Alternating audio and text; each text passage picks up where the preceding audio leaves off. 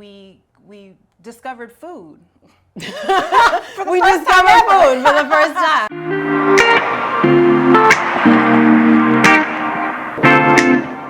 We created Prosperity Market to create economic impact. And what I mean by that, like, that's always the first buzzword that I go to, but like, it's the easiest way to say it. But what I mean by that is, you know, you hear all these stats. The most startling stat to me is that, you know, $1 stays in our community for 6 hours, just 6 hours. And, but at the same time, you hear stats that say we have $1.2 trillion buying power. And I just feel like there's a disconnect between those two stats. How can we have all of this buying power, but it leaves our community so quickly? So we wanted to figure out a way to circulate the dollar longer, keep money flowing longer through our community. So in exploring that, we discovered food. We discovered food for the first time. For the first time. Eat it again for the first time. No, but we just realized that there was a gap when it comes to food, like specifically grocery stores. You know, we don't have any national or regional Black-owned grocery chains, and kind of exploring that, it took us down this path. And really, it was food. Okay, then where does food come from? Okay, farmers. Okay, how many Black farmers, and what does that look like? Because we figured the biggest way to make an economic impact is through food, because everybody eats all the time. So we started there, and the rabbit hole led us to Prosperity Market so that we could have an economic impact, really address food, health, and food insecurity, and support Black farmers all at once. So really, we're addressing 3 main problems, and they're all interconnected. So starting out with Black economics, food insecurity, and the history of Black farmers. So one of those things that we definitely wanted to address in terms of like creating an economic impact is really helping not just Black farmers as a farmers market platform, but also Black business. Since the pandemic, 41% of Black-owned businesses have closed. Even prior to that, I think in 2018, the stat was only 2.2% of US employer businesses were Black-owned. That means a company that has employees. One of the things that I think we learned the most about in this process was Black farmers in America.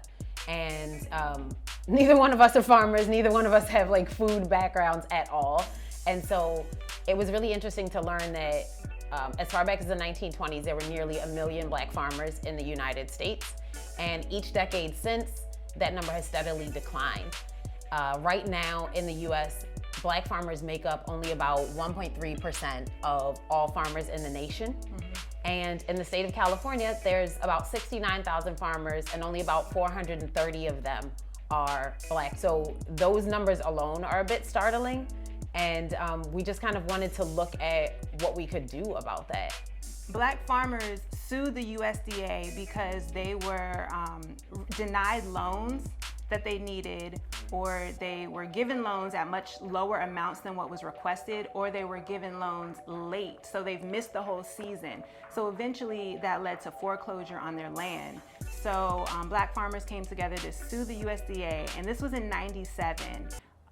They won actually the largest civil rights settlement in US history. It was, I want to say, $1.2 billion, but it took them over 10 years to pay out. The USDA, all that, played a huge role in land loss over the last 50 years. The next generation not wanting to pick up where the farming generation left off, because it was a huge misconception that if you was a farmer, you were poor, when most of the time the food that was sold from the Black farmer, the way the contract was structured, they received less than their equal counterparts.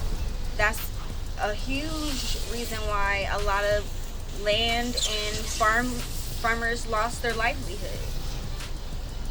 Currently, the stat is there's 23.5 million Americans that are experiencing food insecurity. In LA specifically, there's 2.6 million Angelenos experiencing food insecurity. So in the city of Los Angeles where we live, there are currently 2.6 million people that do not know when, how, or where their next meal is coming from or don't have enough to eat. The craziest part about these numbers is that California is the largest agricultural producing state in the country. So we grow the most food, but we have the most food insecure people in Los Angeles. When you think about it, it's because where's the food going? It's being exported. It's being exported because the food is $1 billion industry, and we grow the most food, and California makes $54 billion off of their produce that they grow. That's money that's food that they're exporting. When we hear stats like that, it doesn't make sense to me, because how do we grow the most food but have the hungriest people, and we still have all this, these economic issues? That's why prosperity market felt like a no-brainer. Yeah. Some people call it a food desert, but I don't like that phrase, because desert is a natural occurring ecosystem, and these spaces it's not natural. Yeah, these areas are strategically set up to limit the access of healthy and organic foods to certain demographics. So the better term for that is a food apartheid. So we're living in a food apartheid where people don't have this access to food. So after learning about all of these different facts about, Black business, Black farmers, food insecurity, all of these things, we created Prosperity Market to really hit all of these points. And I feel like we have an all-encompassing solution. As a mobile farmers market, we really are a platform for Black farmers, and we give them the opportunity to grow and expand so they can sell in our farmers market. We can take them all over LA and beyond as we expand. And it's something that they actually don't even have to be there.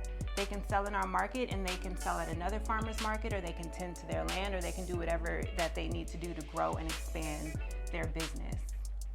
And one of the other things that I think is really unique to us in really helping to support Black farmers and even like the local economy and local food system is the fact that we have kind of what you would consider non-traditional farmers. Like, a lot of our farmers and growers are small farmers, so they don't have the acreage that a lot of like USDA supported farmers have.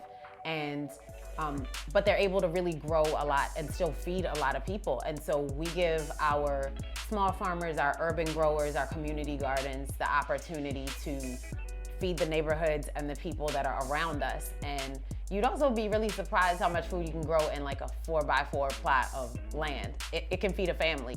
And all of that really supports our local food system. We're cutting down on the travel mileage for food, and we're circulating the dollar amongst our community. Plus, I don't know if y'all have ever had some food that you dig out of the dirt yourself and then take into your house and eat, but it definitely makes a difference. You feel more connected to it. It's much more delicious. It's good to know where your food comes from. Yeah. So one of the things that we do to fight food insecurity is we have monthly produce distributions and free produce giveaways in and around South LA. And that's something that we want to increase the frequency of. But also we know that that's not like, it's a Band-Aid. It's not the answer, and it's not the full solution to the problem. So while those produce giveaways and food distributions are good because every day people need to eat now, the market and connecting with farmers is a long-term solution. It's something that we know that the farmers are gonna grow. We know that Prosperity Market is creating regular stops, visiting neighborhoods regularly, so that people can begin to associate us with getting food and being able to do that on a regular basis.